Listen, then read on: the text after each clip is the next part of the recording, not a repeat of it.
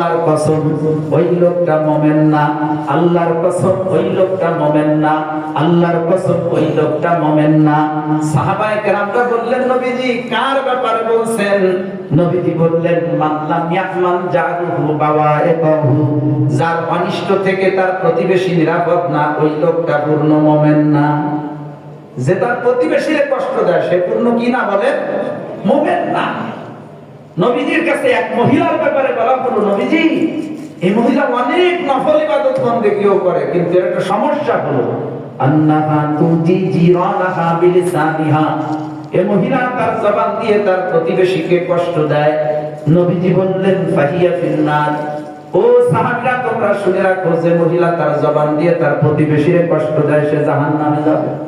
আরেক মহিলার ব্যাপারে বলা হলো, নবীজি এই মহিলার বেশি নফল ইবাদত বন্দেগী নাই, তবে মহিলার একটা ভালো গুণ হলো আন্নাহা লা তুজি জিরানাহা বিলিসানিহা, এই মহিলা তার জবান দিয়ে তার কোন প্রতিবেশীকে কষ্ট দেয় না। নবীজি বললেন, ফাহিয়া ফিল জান্নাহ। সাহাবীরা তোমরা শুনে রাখো, এই মহিলা জান্নাতে যাবে। সুবহানাল্লাহ। তো যে মহিলা কষ্ট দেয় তার ঠিকানা হচ্ছে কোন জায়গা বলেন? প্রতিবেশীকে কষ্ট দেয় জবান দিয়ে, কোথায়? আর যে মহিলা তার জবান দিয়ে প্রতিবেশীকে কষ্ট দেয় না, তার ঠিকানা কোথায় বলেন? জান্নাতে।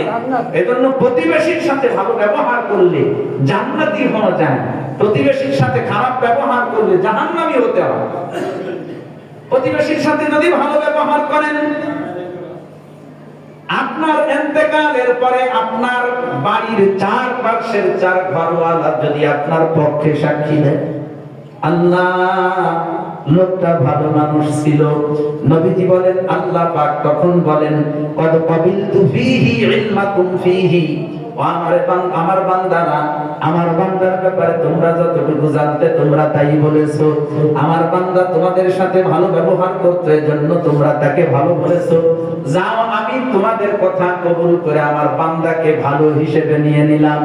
ওয়া গফারতু লাহু মা লা তা'লামুন, আমার এ বান্দার অনেক পাপ ছিল যা আমি আল্লাহ জানতাম কিন্তু তোমরা জানতে না।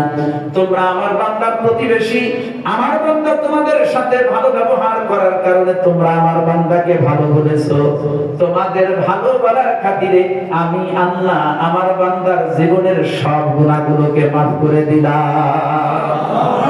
প্রতিবেশী যদি ভালো বলে মৃত্যুর ঘরে, চায়ের ঘরওয়ালা আশেপাশে যারা, নবীজি বলেন আল্লাহ মাফ করে দিবেন। সুবহানাল্লাহ।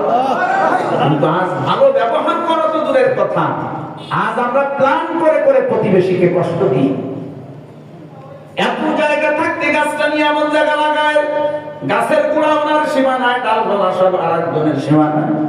এই শীতকালের দিন ওই বাড়ির গাছের জ্বালায় এ বাড়ি মোটে আলো বাতাস দই।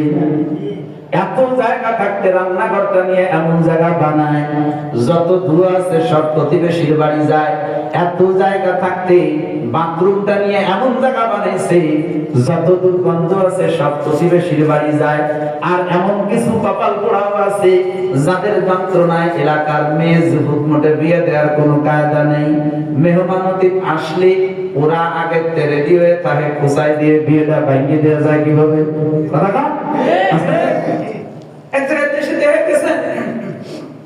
ছেলের পক্ষ খুব খুশি হয়েছে, মেয়েটা দেখে খুব পছন্দ হয়েছে, মেয়েওয়ালাদেরকে বলছে আমাদের খুব পছন্দ হয়েছে, তো আমরা ইনশাআল্লাহ বাড়িতে আপনাদেরকে ফোন দিব, আপনারা আসেন অথবা আমরা এসে মেয়েটা নিয়ে যাবো। মেয়ের বাপ মা মহা খুশি, যাক মনে হয় একটা ব্যবস্থা হয়ে গেল। আল্লাহ, মেহমান গেল তো গেল, আর শ্রীরাম কান্দি আর হলো না, এ রাউত কান্দির দিকে ফিরেও চলো না। কি রে এত আগ্রহ করে ঢুকে গেল, তারা আসে না, কাতে একটু বন্ধ বলি পরে চিন্তা না আমায় বাড়িতে বন্ধ কি বলতে দেখা যায়, দেবো না, থেকে যাওয়া আজ আসে কাল আসে, আসলো তো না আসলোই না। পরে খবর নিয়ে জানতে পারে না, এটা দেখে যাওয়ার সময় কিছু কুপ্রতিবেশীর সাথে সাক্ষাৎ হয়েছিল। তারা এমন কিছু ডাহা মিথ্যে কথা বানায় বানায় মেহমানকে কানে দিয়ে দিয়েছে, তারা এই এলাকায় আত্মীয়তা করতে তৈরি হলো। এমন সর্বনাশ করেন না প্রতিবেশী, আল্লাহর কাছে জবাব দিতে পারবেন না। প্রতিবেশীর সাথে ভালো ব্যবহার করেন, এই ভালো ব্যবহারের প্রতিদান আল্লাহ কিয়ামতের দিন আপনারে পূর্ণভাবে পরিশোধ করবেন। নবীজি এই হাদিসে